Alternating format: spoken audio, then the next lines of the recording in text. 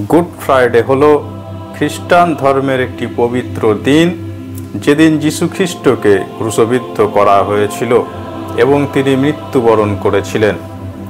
এটি ইস্টার সানডের আগের শুক্রবারে পালন করা হয় এবং এটি হোলি উইকের একটি অংশ।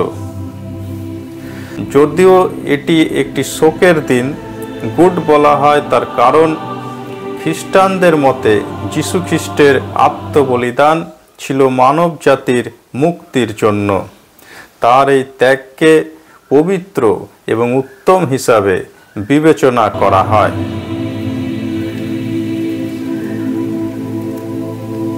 গুড ফ্রাইডে প্রতি বছর তারিখ পরিবর্তিত হয়, তবে সবসময় শুক্রবার পরে। 2025 সালে গুড ফ্রাইডের দিনটি হল 18 April.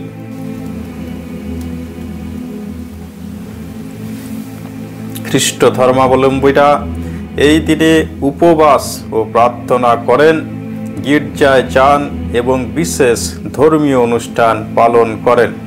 Station of the cross নামক এক বিশেষ ধর্মীয় অনুশীলনে অংশ নেন। অনেক গির্জায় ক্রসকে ঢেকে দেওয়া হয় বা সরিয়ে ফেলা হয়।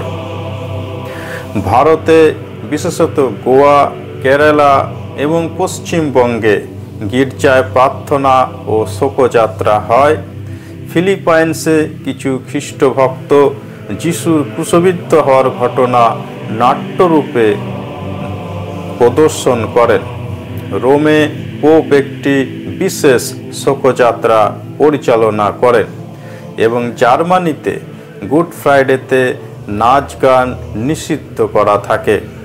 ক্যাথলিক চার্চে এই দিনটিতে প্রথাগত মিশা হয় না, তার পরিবর্তে একটি বিশেষ উপাসনা অনুষ্ঠান হয় যেখানে যিশুর কষ্ট ও মৃত্যুর স্মরণ করা হয়। ঈশ্বরের আশীর্বাদ সকলের উপরে বর্ষিত হোক। প্রভু যীশু খ্রিস্ট সকলের অন্তরে বাস করুন। সকলে ভালো থাকুন এবং সুস্থ থাকুন।